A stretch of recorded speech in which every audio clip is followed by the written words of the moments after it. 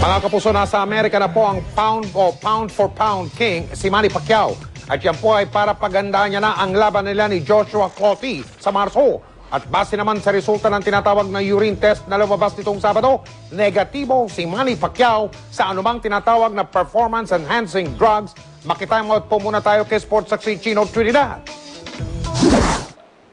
Hindi na ikinagulat ng Team Pacquiao ang naging resulta ng pinakahuling urine test na ipinag-utos na daanan ni Manny bilang bahagi ng out-of-competition requirements ng mga boksingerong lisensyado sa Nevada. Ang bagay na ikinagulat ng isa sa mga malapit na tagapayo ni Pacquiao ay ang paninindigan ng pambansang kamao na hindi man lang isinaalang-alang ang $40 million na siguradong kikitain niya kung pumayag lang ito sa nais ng company Floyd Mayweather Jr. na Olympic-style random drug testing. It's not just Manny was standing up for himself. He was standing up for the athletes of all of the Philippines. Because obviously, you know, it would have a ripple effect. He stood up for his own personal belief, and I think he defended this country in doing the same. Para sa pambansang kamao, mahigit pa sa $milyong-milyong sana nakikitain niya kontra kay Mayweather ang kanyang ipinaglalaban. Hindi naman ako naghahabol doon sa pera. Kumbaga sa ang ko yung karangalan ng ating bansa at siyempre yung pangalan ko. Kasama ang may bahay na si Jinky, nagpaalam ang defending WBO welterweight champion sa kanyang mga malalapit na kaibigan mula sa mundo ng sports at politika bago tumulak patungong Los Angeles kagabi. So ano napag-usapan ninyo before siya umalis siya? Wala. Sa training, ganyan. Kailangan mag-focus, ganyan.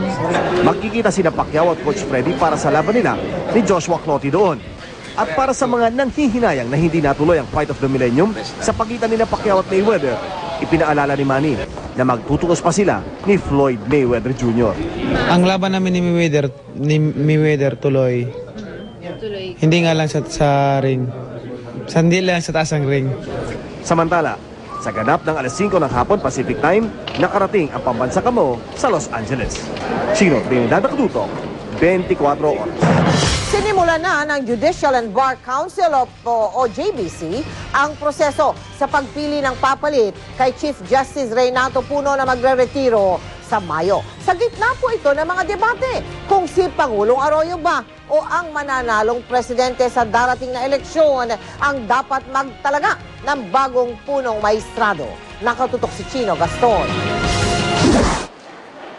Nagkasundo lahat ng miyembro ng Judicial and Bar Council na pagulungin ang selection process para sa susunod na Chief Justice ng Korte Suprema.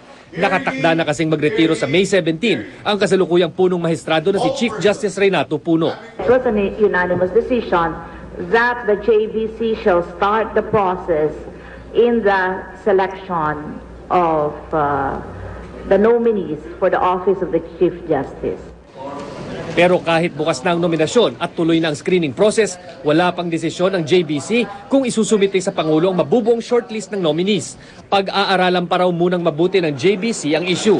Sa ilalim kasi ng saligang batas, hindi na maaring magtalaga ang Pangulo sa kahit anong pwesto 2 buwan bago mag-eleksyon o simula March 12 hanggang matapos ang kanyang termino. Kung magtatalaga naman siya bago magsimula ang appointment ban, magkakaroon naman ng tinaguriang Chief Justice in Waiting dahil hindi pa nagre-retiro noon si Puno, bagay na hindi pa daw nangyayari sa kasaysayan ng Korte Suprema ng Pilipinas. In the meantime, we want to process, we will be processing, but we will decide later on as to when to submit the shortlist, considering the legal issues confronting. Tiniyak ng JBC na pag-aaralan nila ang mga komento ng mga legal expert sa pag-appoint sa kapalit ni Puno. Later on, they will decide whether or not to submit the shortlist or to call on other experts perhaps for other views on whether or not they should or they can submit the shortlist.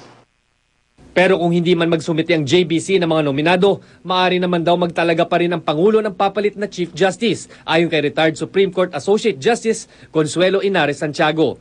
Paniwala niya, maaari ito kung ang itatalaga ng Pangulo ay isa sa 14 na nakaupong Associate Justices. Masyado raw kasing kritikal ang posisyon ng Chief Justice para hindi agad punan kahit pa panahon ng eleksyon.